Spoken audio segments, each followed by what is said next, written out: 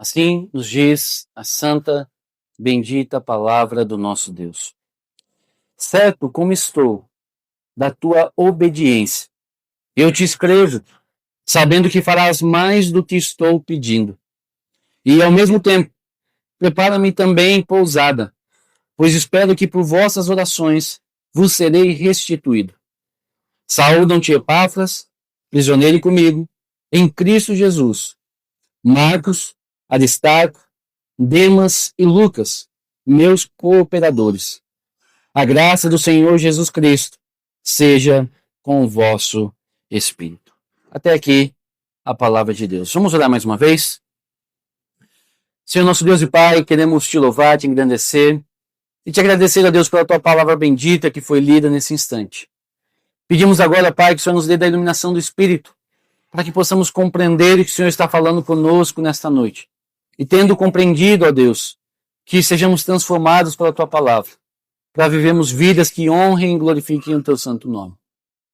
É assim que nós oramos, em nome de Jesus. Amém. Gregório de Nissa foi um homem que marcou profundamente a história. Conforme nós temos registro, ele foi a primeira pessoa na história da humanidade a protestar abertamente contra a escravidão e a sua instituição. Gregório de Nissa, no século IV depois de Cristo, foi a primeira pessoa a protestar abertamente contra a escravidão dos seus dias. Outro homem marcante que também falou bastante contra a escravidão foi William Wilberforce, que foi um político inglês que viveu no século XVIII e também comecinho do século XIX. E ele se tornou conhecido, famoso, pela sua liderança no movimento anti-escravidão. Ele que conseguiu que fosse aprovada pelo parlamento uma lei na Inglaterra que proibisse a escravidão, e isso acabou refletindo em diversos lugares do mundo. E talvez você pergunte, além do fato deles protestarem contra a escravidão, o que esses dois homens têm em comum? Dois homens que viveram em lugares diferentes, que viveram em períodos muito diferentes, que falaram sim uma mesma mensagem, mas o que esses dois têm em comum? E a resposta é, esses dois homens, eles eram crentes, verdadeiramente crentes, que estavam encharcados da palavra de Deus e que entenderam pela palavra que a escravidão era uma instituição que deveria ser abolida. E por que eu estou dizendo sobre isso? Por que eu estou falando sobre esses dois homens? Por que eu estou falando nesse assunto? Porque ambos viram, inclusive nesse texto, viram em Filemão, nessa carta, princípios contra a escravidão humana. Nós vimos, meus irmãos, que anteriormente Paulo pediu para que Filemão, um dos seus conservos, um irmão querido da igreja de Colosso, ele perdoasse e recebesse de volta Onésimo, que foi um escravo seu, escravo de Filemão, que havia fugido, mas que nessa fuga, nesse ínterim, acabou se encontrando com o apóstolo Paulo e conheceu o evangelho e foi transformado pelo evangelho. E agora, Paulo, além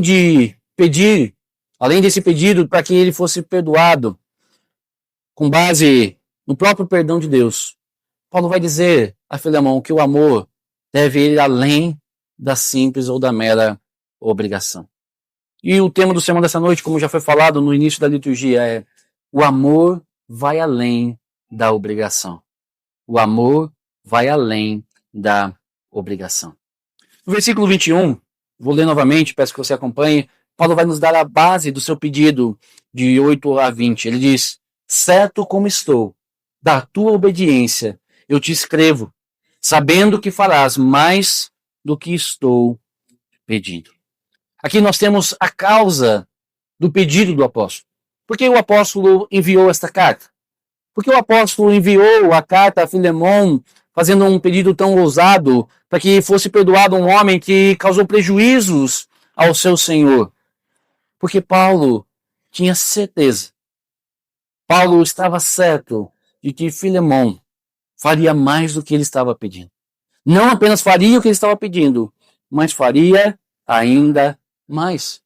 Paulo já conhecia Filemão. Paulo já tinha experiência no seu relacionamento com Filemão. E ele sabia com quem ele estava falando. Ele já conhecia a bondade e a obediência de Filemão.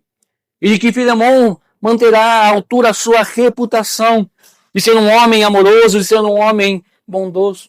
Como nós vimos anteriormente, em versículos anteriores, Filemão era conhecido pelo seu amor aos santos. Filemão era alguém conhecido pela sua bondade. E Paulo estava certo de que Filemão, portanto, obedeceria.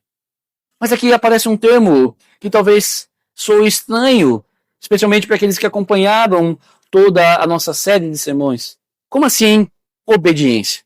Lembre-se você que no começo dessa carta, Paulo disse que não falava com Filemão com base na sua autoridade, embora ele pudesse fazê-lo. Paulo poderia mandar que Filemão perdoasse a Onésimo. Mas ele disse, eu não vou fazer isso, eu não vou mandar. Eu estou pedindo que você o faça. Por que Paulo, então, agora fala sobre obediência? Porque Paulo diz que ele está certo de que Filemão obedecerá a Paulo? A resposta é não. Paulo não está falando sobre obediência a ele, obediência simples ao seu pedido. Paulo nada obriga.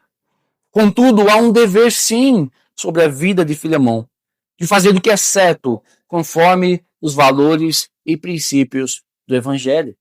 Há uma obrigação sobre todo cristão de agir de acordo com a vida de Cristo, de acordo com o caráter de Cristo. É uma obediência a Cristo e não a Paulo. Paulo está certo de que Filemão obedecerá não a si, não aquilo que ele está dizendo, mas a Cristo, que nos chama a perdoar e a amar uns aos outros. É aquilo que nós chamamos de obediência de fé, ou a palavra de Deus, melhor dizendo, chama de obediência de fé, que é uma fé que se evidencia pela obediência à palavra de Deus. Uma fé que se evidencia pela obediência aos mandamentos de Cristo e de uma pessoa que se conforma cada vez mais ao caráter e à pessoa de Cristo Jesus. Por exemplo, lá em Romanos, capítulo 1, versículo 5, Paulo escreve, por intermédio de quem viemos a receber graça e apostolado por amor de seu nome, para a obediência de fé entre todos os gentios. Também em Romanos 16, 26, ele vai dizer que agora se tornou manifesto e foi dado a conhecer por meio das escrituras proféticas, segundo o mandamento do Deus eterno, para a obediência por fé entre todas as nações. O Evangelho nos fala sobre uma salvação pela graça. O Evangelho nos fala que todos nós somos imerecedores do amor, da bondade, da salvação de Deus.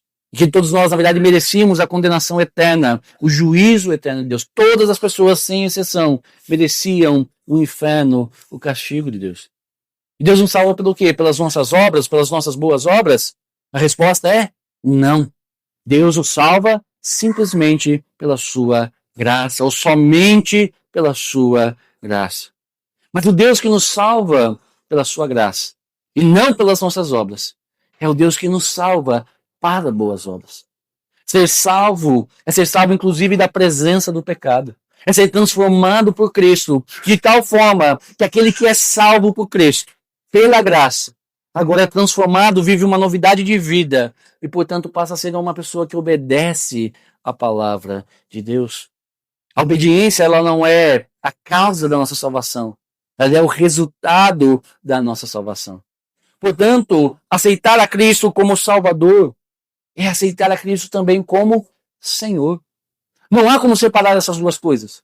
Não há como separar e dizer, eu aceito Cristo como meu Salvador, mas agora eu vou viver da forma que eu quiser. Agora eu vou viver sem dar ouvidos à sua palavra. Agora eu vou viver sem dar ouvidos àquilo que Cristo tem para a minha vida. Porque aceitar a Cristo, receber a Cristo como seu Salvador, é também receber a Cristo como seu Senhor. E, novamente, como nós dissemos, perdão e amor ao próximo são deveres do crente. São deveres de todo cristão. São deveres que devem nos acompanhar por toda a nossa vida. Pensando nisso, eu gostaria de fazer uma pergunta a você. Uma primeira pergunta é: qual é a reputação que você tem? Qual é a reputação que você tem na sociedade? Se é que Paulo poderia escrever sobre nós, assim como ele escreve sobre Filemão, de que ele estaria certo de que nós seríamos pessoas que obedecem ao Evangelho? Será que Paulo poderia escrever isso de nós, de todos nós que aqui estamos? De que ele teria certeza de que nós somos pessoas que vivem para agradar a Deus, que vivem em conformidade à palavra de Deus, que pessoas que vão além da obrigação pelo amor?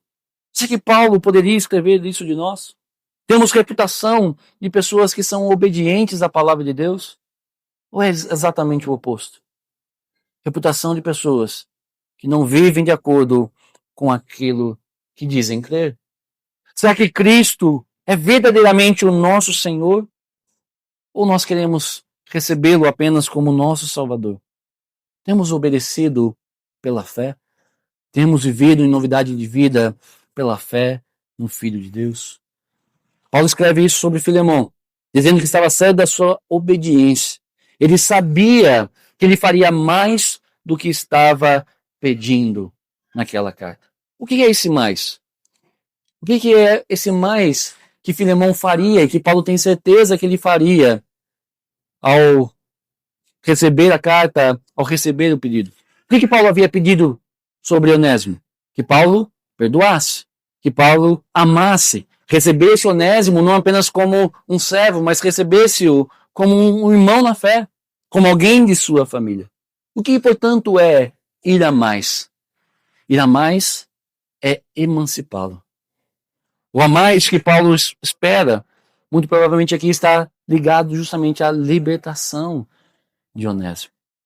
Paulo espera que, de acordo com os princípios, os valores da palavra de Deus, Filemão entenda e compreenda que ele deve também libertar esse irmão querido. E talvez você pergunte, por que nós não vemos isso nas cartas paulinas? Paulo dizendo e falando abertamente contra o sistema de escravidão de sua época. Por que nós não vemos isso? E há algumas razões por isso. A primeira razão é que se Paulo fizesse isso, ele estaria indo diretamente contra o Império Romano. Esse era o sistema do Império Romano, é assim que o mundo da época funcionava. E falar contra a escravidão era proibido inclusive por lei. Paulo, não apenas Paulo, mas toda a igreja de Cristo sofreria castigos por conta disso. Mais do que isso, a igreja seria destruída. Não haveria necessidade, não haveria igreja, na verdade, não haveria realidade da igreja se Paulo dissesse abertamente contra isso. Não teria como. Não teria como. Mas Paulo, ele questiona o Império Romano, ele se coloca contra o Império Romano em outras vezes. Por exemplo, quando ele diz que somente Jesus é Senhor, isso é ir diretamente contra o imperador que se chamava de Senhor de toda a terra, que se colocava como Deus encarnado. Por que Paulo não faz isso? Porque também isso não era algo essencial para a salvação e para a relação com Deus das pessoas. É por isso que Paulo, sendo sábio, ele não coloca um peso sobre a igreja que não seria essencial a ela. Ele não pega a mira do Império Romano e coloca sobre a igreja, sendo que isso não era essencial. E por que eu digo que não era essencial? Porque alguém, mesmo sendo escravo, poderia ser salvo, alcançado por Cristo, ser transformado por Cristo. E isso era muito mais importante, isso é muito mais importante do que qualquer relação ou status social. Mas Paulo, contudo, sempre encorajou os escravos a obterem a liberdade quando possível. Por exemplo, lá em 1 Coríntios, capítulo 7, versículo 21, ele vai dizer: fosse chamado sendo escravo, não te preocupes com isso, mas se ainda podes tornar-te livre, aproveita a oportunidade. Veja que para Paulo, a melhor coisa possível é que as pessoas fossem livres. Esse é o princípio que ele está dizendo. Contudo, o evangelho é o principal.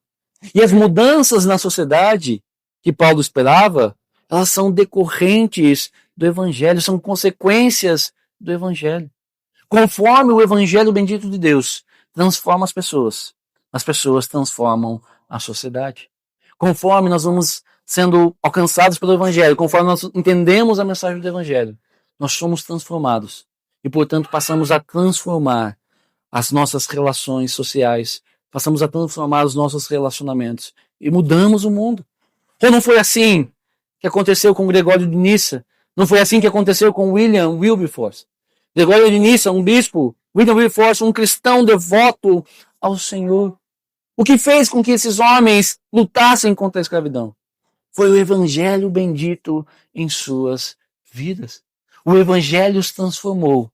E eles, então, transformaram o mundo. Como um autor coloca, um autor chamado Alexander McLaren, ele diz o seguinte: em primeiro lugar, a mensagem do cristianismo é dirigida principalmente a indivíduos e apenas de modo secundário à sociedade. Deixa ao encargo das unidades que lhe influenciou o trabalho de influenciar as massas. Em segundo lugar, atua sobre atitudes espirituais e morais, e somente depois disso, e em decorrência de tais atitudes, sobre atos ou instituições. Em terceiro lugar, essa mensagem abomina a violência e confia inteiramente na consciência esclarecida. Assim, não se envolve diretamente com nenhuma estrutura política e social, mas declara princípios que afetam profundamente tais estruturas e instila seus princípios na consciência geral. O Evangelho, ele é um evangelho de revolução, mas ele é uma revolução que começa de dentro para fora. É uma revolução do amor. É uma revolução que começa nos corações. Não é algo forçado, não é obrigado, não é imposto sobre as pessoas. Não é assim que o Evangelho faz. A igreja não age dessa forma, não faz dessa forma, não deveria agir, impondo aos outros as mudanças. Mas começa de dentro. Quando Cristo vem para habitar, quando o Espírito Santo habita no coração do indivíduo, então essa pessoa é transformada. Essa pessoa muda a sua mentalidade. Ela muda os seus princípios. Ela muda os seus parâmetros. Ela muda a sua forma de ver o mundo. E conforme ela é transformada pela mensagem do Evangelho, então ela passa a transformar a sociedade à sua volta. É assim que nós vamos mudar o mundo. Você quer mudar o mundo? Nós falamos muito sobre mudar o mundo, sobre mudar as coisas. É com a mensagem do Evangelho. A mudança somente pode acontecer anunciando primeiramente o Evangelho. E depois, aí sim, agindo de acordo com o Evangelho, em obediência ao Evangelho, nós transformamos as coisas à nossa volta. E quando nós fazemos as coisas do jeito de Deus, os resultados sempre transcendem as expectativas. Se Paulo tivesse forçado algo assim, se Paulo tivesse dito nessa carta que era obrigatório, forçado Filemão a libertar Onésimo, certamente ele atrairia sobre a igreja a ira do Império Romano. Mas por que Paulo não fez isso? Antes, implantou os princípios que deveriam mover esses homens, deveriam mover a igreja. E então veio a transformação. E hoje nós vivemos uma sociedade, pelo menos na sociedade ocidental, onde a escravidão é algo abolido, rejeitado. Isso se deve ao Evangelho de Cristo Jesus. Ao mesmo tempo, ele diz no versículo 22, prepara-me também pousada, pois espero que por vossas orações vos serei restituído.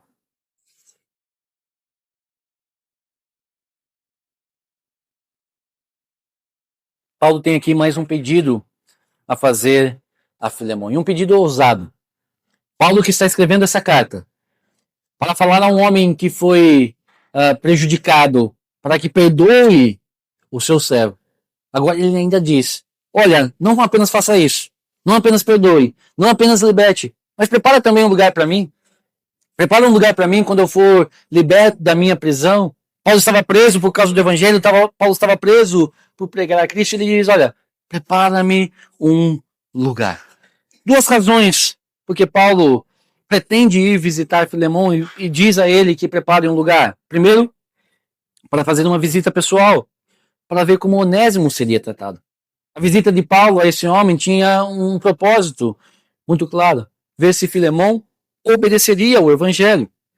Ver se Filemão faria aquilo que estava de acordo com os princípios da palavra de Deus.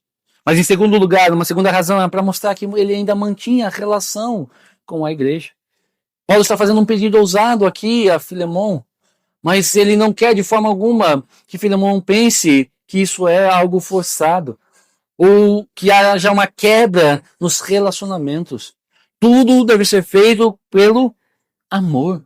Paulo quer manter a sua amizade, manter a sua comunhão, manter o seu companheirismo com esse homem chamado Filemão. E não apenas com ele, mas com toda a igreja. Perceba que ele diz: eu vos serei restituído. Não apenas a vocês, mas a toda a igreja. Deus há de me libertar e há de me dar de volta a vocês. E qual seria o instrumento dessa libertação? Qual seria o instrumento da libertação do apóstolo Paulo, que estava preso pelo Império Romano? Como ele seria liberto? Por uma guerra? Por uma por homens levantando armas, impondo isso, guerreando contra o Império Romano? Seria assim que Paulo seria liberto? Ele diz: por vossas orações. Por vossas orações. O instrumento da sua libertação seria a oração.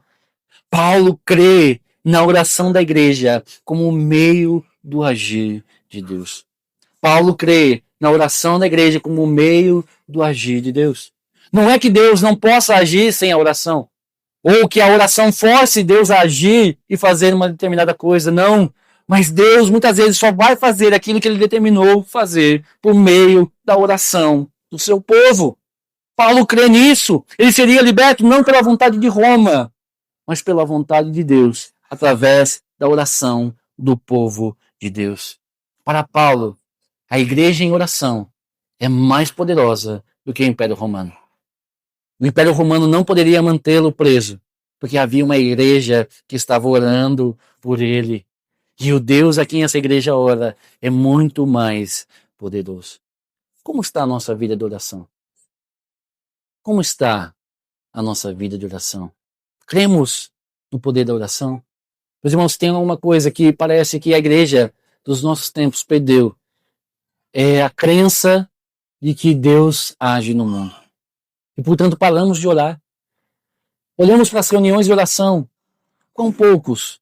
Eu sei que às vezes tem muitos que não podem, não conseguem frequentar, mas quão poucos são aqueles que frequentam reuniões de oração.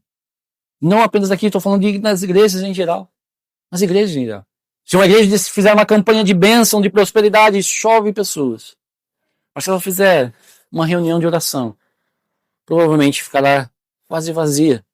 Será quase vazia, ainda que ela tenha muitas pessoas que frequentem regularmente os seus cultos. É a nossa vida de oração. Temos dedicado tempo a Deus em oração? Será que nós cremos verdadeiramente no poder da oração? Paulo cria. Paulo cria. Paulo continua, e nos versículos 23 e 24, Paulo valoriza as pessoas que estão ao seu lado, e a cita aqui. Ele diz no versículo 23, saúdam-te Epáfras, prisioneiro comigo em Cristo Jesus. Marcos, Aristarco, Demas e Lucas, meus cooperadores. Todos esses homens eram conhecidos de Filemão. Epáfras, ele era da igreja de Colosso, igreja de Filemão. Ele era não apenas da igreja, mas era o fundador, o primeiro pregador dessa igreja, conforme a carta aos Colossenses. Além disso, Epáfras foi um prisioneiro de Cristo. E mais tarde, conforme a tradição conta, ele foi um mártir, ele morreu pela causa do evangelho. Marcos, esse que é citado em segundo lugar, é também conhecido como João Marcos. Foi aquele que escreveu o evangelho de Marcos que nós temos hoje. Um companheiro de Marcos, um companheiro de Paulo, um companheiro de Pedro. Ele também foi um mártir, morreu sob Nero. Nero o matou por causa do evangelho. E é interessante que Paulo cite Marcos aqui. Por quê? Lembre-se você que Marcos prejudicou o apóstolo Paulo. Quando eles estavam fazendo viagens missionárias, Marcos abandonou a Paulo. Prejudicou a tal ponto que Paulo e Silas brigaram grandemente. Paulo e Barnabé. Brigaram grandemente, porque Barnabé queria levar a Marcos e Paulo não queria, porque ele havia abandonado e rejeitado. Mas perceba que depois, posteriormente, Paulo perdoa amargos. Paulo perdoa aquele que o havia ferido. Não deveria Filemão fazer o mesmo? E também perdoar ao seu servo? O próximo nome que é citado é Aristarco, também um companheiro de lutas, que foi quase morto em Éfeso por causa do evangelho. Alguém que estava em Roma com Paulo, que foi bispo de Tessalônica, conforme a tradição, e também morreu como um mártir do evangelho. Perceba que há um padrão aqui. Todos esses nomes citados até agora, todos eles morreram por causa do evangelho. O próximo nome é de Demas, alguém que parecia crente, mas não era. Parecia que era firme, mas não era. Parecia um crente, e até aqui, até esse momento, parecia ser um servo de Deus. Mas que depois Paulo vai dizer que amou o mundo e abandonou a fé. E a tradição, inclusive, conta, a história conta que ele se tornou um sacerdote pagão. Um sacerdote pagão. Por fim, Lucas, o médico, evangelista, que escreveu o Evangelho de Lucas e também o livro de Atos. Por que mencionar esses nomes? Porque Paulo termina a sua carta mencionando todos esses nomes. Primeiro, para solidificar os laços de fé e de amor entre todos eles. Em segundo lugar, Paulo escreve esses nomes para mostrar o seu cuidado pastoral. Todos eles estavam pastoreando o coração de Filemão, assim como de toda a igreja e de Onésimo. E por fim, porque todos eles eram testemunhas e concordavam com o pedido de Paulo. Mas Paulo encerra essa carta de forma diferente da forma natural, normal que as cartas na sua época eram encerradas. Normalmente as cartas terminavam com um adeus. Era essa a expressão, adeus. Era assim que as pessoas encerravam a carta. Mas Paulo encerra essa carta falando de algo extremamente importante e precioso. Paulo termina sua carta falando sobre a graça. Ele diz, a graça do Senhor Jesus Cristo seja com o vosso espírito.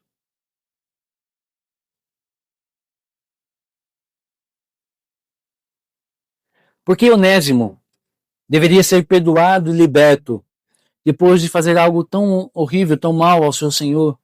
De ter não apenas fugido, mas muito provavelmente roubado ao seu Senhor. Por que esse homem deveria ser perdoado? E a resposta está nesse versículo. Perceba que Paulo começa falando sobre a graça, versículo 3º, e ele termina essa carta falando sobre a graça. A resposta do porquê perdoar está na graça de Deus. Esse é o ponto central dessa carta, dessa epístola. A graça de Deus. É a graça de Deus que nos leva a perdoar. É a graça de Deus que nos leva a amar. É a graça de Deus que nos faz ir além da nossa obrigação em favor dos outros. É a graça de Deus que nos motiva. No final das contas, meus irmãos, nós todos somos filhos pródigos que foram aceitos pelo Pai. Não como servos, como o filho queria. O filho que fugiu, o filho que se afastou, disse, eu vou voltar para a casa do meu pai e vou dizer a ele, me aceita como um dos teus servos, me aceita como um dos seus servidores. Mas quando aquele filho que causou tantos danos e fez tantos males a seu pai, voltou para casa, ele encontrou um pai de braços abertos, dizendo, venha meu filho, eu estava te esperando, venha, receba o anel, receba as vestes, receba os talhos e vamos comemorar a sua volta. É isso que Deus faz conosco, é isso que Deus fez com todos nós pecadores, que nós fomos contra a palavra de Deus, nós ofendemos ao Deus bendito, ao Deus santo. E Deus nos chama a vir a Ele, e nos aceita, e nos recebe pela sua graça. É isso que Deus faz conosco.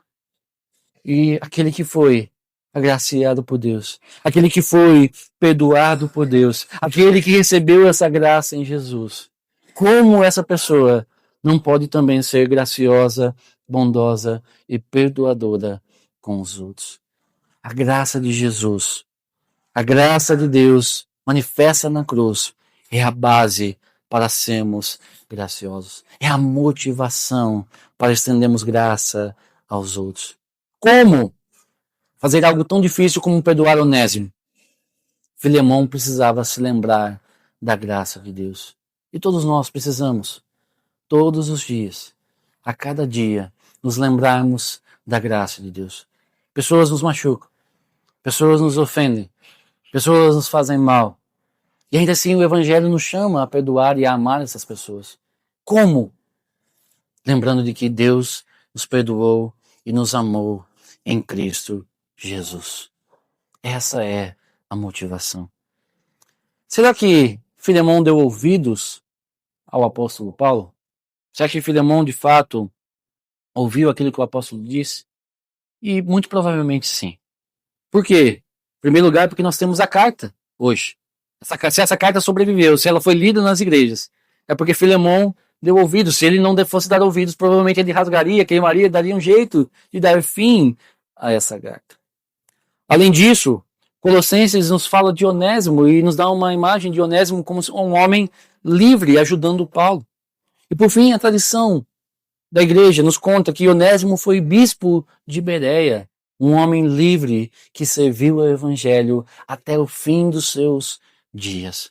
Onésimo, esse homem que fez tantos males, esse escravo que foi liberto pelo seu senhor, se tornou alguém importante na igreja, se tornou alguém que batalhou pelo evangelho de Cristo, que foi alguém que também estendeu graça, que também falou sobre a graça, que também falou sobre o amor. Lutero, ao concluir o seu comentário sobre a epístola de Filemão, ele faz um resumo desse livro, e nós estamos terminando aqui o livro de Filemão, estamos terminando essa carta. E Lutero faz o seguinte resumo sobre ela. Ele diz o seguinte: assim, temos uma epístola particular, da qual muito se deve aprender sobre como os irmãos devem ser elogiados. Isto é, que um exemplo seja fornecido à igreja sobre como devemos cuidar daqueles que caem e restaurar aqueles que erram. Pois o reino de Cristo é um reino de misericórdia e graça, enquanto o reino de Satanás é um reino de assassinato, erro, trevas e mentiras. É isso que o livro de Filemão nos ensina. O reino de Cristo é um reino de misericórdia e um reino de graça. E quem sabe, aquela pessoa que tanto te fez mal, aquela pessoa que tanto te machucou, e a quem você está com dificuldades de perdoar e amar, não seja o próximo Onésimo. Quem sabe, é justamente ela que é o próximo Onésimo de Deus. Que Deus nos abençoe, meus irmãos.